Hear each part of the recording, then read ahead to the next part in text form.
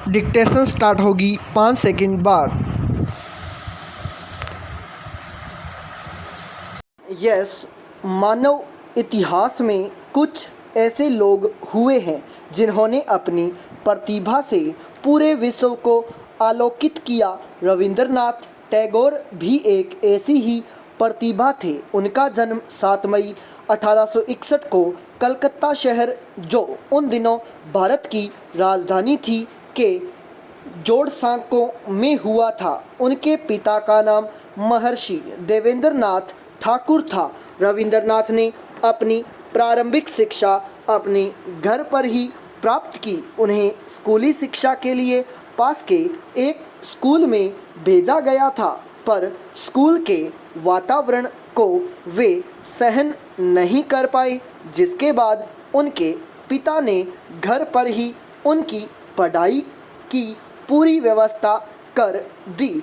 उनके घर पर देश के गणमान्य विद्वानों, साहित्यकारों और शिल्पकारों का आना जाना लगा रहता था। यही कारण है कि औपचारिक रूप से स्कूली शिक्षा प्राप्त नहीं कर पाने के बावजूद उन्होंने अपने घर पर ही साहित्य, संगीत एवं शिल्प का अच्छा ज्ञान प्राप्त कर लिया। पाई प्राचीन विद्वानों की संगति के साथ साथ 9 वर्ष की आयु से ही अपने पिता के साथ विभिन्न स्थलों के भ्रमण का प्रभाव उन पर कुछ इस तरह पड़ा कि बाल्यावस्था में ही उन्होंने कविता लिखना प्रारंभ कर दिया।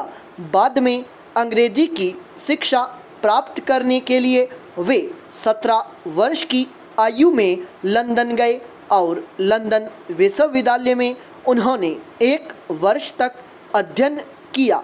इसके बाद उन्होंने कहीं औपचारिक शिक्षा प्राप्त नहीं की और साहित्य सर्जन में पूर्णतः रम गए। रविंद्रनाथ ने 12 वर्ष की आयु से ही काव्य सर्जन शुरू कर दिया था। बाद में उन्होंने गद्य साहित्य की रचना भी शुरू की और अपनी अधिकतर रचनाओं का उन्होंने अंग्रेजी में अनुवाद भी किया। अपनी प्रसिद्ध काव्य पुस्तक गीतांजलि के अंग्रेजी अनुवाद के लिए उन्हें वर्ष 1913 में साहित्य का नोबेल पुरस्कार प्राप्त हुआ और वे यह पुरस्कार प्राप्त करने वाले भारत ही नहीं बल्कि एशिया के भी प्रथम व्यक्ति बने। गीतांजलि रविंद्रनाथ ठाकुर की एक अमर काव्य कृति है। इसी के गीतों ने उन्हें विश्व कवि के रूप में प्रतिष्ठित किया। कुछ लोगों का यह मानना है कि इसका अनुवाद किसी अंग्रेज कवि ने किया था, किंतु अब यह बात सिद्ध हो चुकी है कि यह अनुवाद किसी और ने नहीं बल्कि स्वयं रविंद्रनाथ टैगोर ने ही किया था। उन्होंने अपनी रचनाओं का अंग्रेजी में अनुवाद कैसे प्रारंभ किया, इसके पीछे एक छोटी सी कहानी है। प्रारंभ में वे केवल अपनी मातृभाषा बांग्ला में ही लिखते थे। जब वे लंदन अंग्रेजी भाषा की शिक्षा प्राप्त करने गए थे, उस दौरान 17 वर्ष की आयु में उनकी मुलाकात अंग्रेजी के विश्वविख्यात रोमांटिक कवियों एवं लेखकों से हुई। उनमें से कई उनके अच्छे मित्र हो गए। अपने उन मित्रों के साथ आयोजित काव्य गोष्ठियों में अपनी बांग्ला कविताओं को सुनाने के दृष्टिकोण से वे उनका अनुवाद अंग्रेजी में किया करते थे।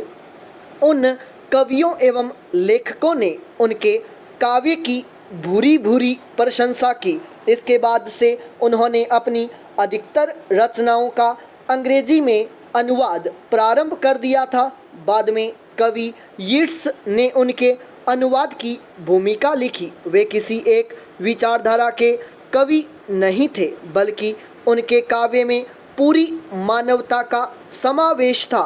यही कारण है कि पूरी दुनिया के लोगों के कवि होने के कारण उन्हें विश्व कवि की संज्ञा दी गई। कवि होने के साथ साथ वे कथाकार, उपन्यासकार, नाटककार, निबंधकार, संगीतकार और चित्रकार भी थे। उनकी सभी 84 कहानियाँ गल्पगुच्छ की 3 जिल्दों में संग्रहित हैं। वे अपनी कहानियाँ सबूज पत्थर में छपवाते थे। टैगोर की कविताओं की पांडुलिपि को सबसे पहले विलियम रोथेनस्टाइन ने पढ़ा और वे इतने मुग्ध हो गए कि उन्होंने अंग्रेजी कवि यीट्स से संपर्क किया और पश्चिमी जगत के लेखकों, कवियों, चित्रकारों और चिंतकों से टैगोर का परिचय कराया तथा इंडिया सोसाइटी से इसके प्रकाशन की व्यवस्था की। विश्व की अनेक भाषाओं में उनकी रचनाओं के अनुवाद प्रकाशित हो चुके हैं। महात्मा गांधी ने उनकी प्रतिभा से अभिभूत होकर उन्हें गुरुदेव की संज्ञा दी थी।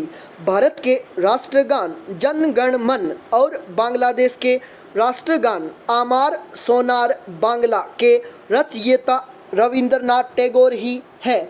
उनका सपना था भारत में एक ऐसे शिक्षण संस्थान की स्थापना करना जहां विद्यार्थी प्राकृतिक वातावरण में शिक्षा प्राप्त कर सकें। उनका यह सपना तब साकार हुआ जब वर्ष 1913 में उन्हें नोबेल पुरस्कार मिला। इस पुरस्कार के रूप में प्राप्त धनराशि की सहायता से उन्होंने पश्चिम बंगाल के वीरभूम जिले के बोलपुर में वर्ष 1921 में शांति निकेतन, जिसे विश्व भारती विश्वविद्यालय भी कहा जाता है, की स्थापना की। वर्ष 1951 में भारत सरकार ने इसे केंद्रीय विश्वविद्यालय का दर्जा प्रदान किया।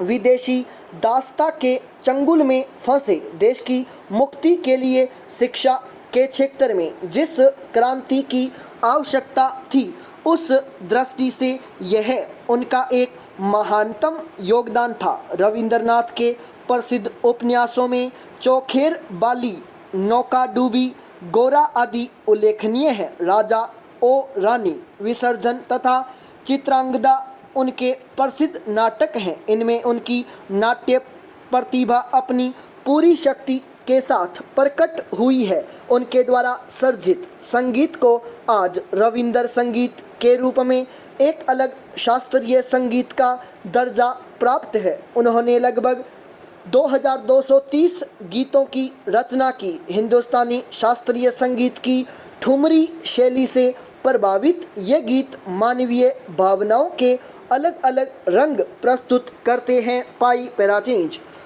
अपने जीवन के अंतिम दिनों में उन्होंने चित्र बनाना भी शुरू किया था और अपने बनाए चित्रों से उन्हें एक चित्रकार के रूप में भी विश्व स्तरीय ख्याति मिली। उनके चित्रों में युग का संशय, मोह, क्लांति और निराशा के स्वर प्रकट हुए हैं। जब देश अपनी स्वतंत्रता के लिए ब्रिटिश सरकार से संघर्ष कर रहा था, तब अपने सर्जन से उन्होंने इस संघर्ष में अपना महत्वपूर्ण योगदान दिया। यही कारण है कि जलियांवाला बाग हत्याकांड के बाद उन्होंने ब्रिटिश सरकार द्वारा दी गई नाइट की उपाधि लौटा दी थी। रविंद्रनाथ ने साहित्य, संगीत, शिल्प, शिक्षा हर क्षेत्र में अपना बहुमूल्य योगदान दिया। उनकी मृत्यु 7 अगस्त 1941 को हुई। उनके निधन पर महात्मा गांधी ने कहा था, आज भारत के रवि का अस्त हो गया। हालांकि टैगोर और महात्मा गांधी के बीच राष्ट्रीयता और मानवता को लेकर हमेशा वैचारिक मतभेद रहा। गांधी जी राष्ट्रवाद को प्रथम स्थान पर रखते थे, वहीं टैगोर मानवता को राष्ट्रवाद से अधिक महत्व देते थे। अपने जीवन काल में टैगोर ने साहित्य जगत को इतनी विशाल संपदा दी कि उस पर अधिकार और उसमें पारंगत होना सबके लिए संभव नहीं है। उनके गीतों में जीवन का अमर संदेश है, प्रेरणा है और ऐसी पूर्णता है जो हृदय के सब अभावों को दूर करने में सक्षम है। वास्तव में रविंद्र के दर्शन में भारतीय संस्कृति के विविध अंगों का समावेश है। उनके गीत मनुष्य की आत्मा को आवेशों की लहरों में डूबने के लिए नहीं छोड़ देते, बल्कि उसे उन लहरों से खेलते हुए पार उतर जाने की शक्ति देते हैं। स्टॉप।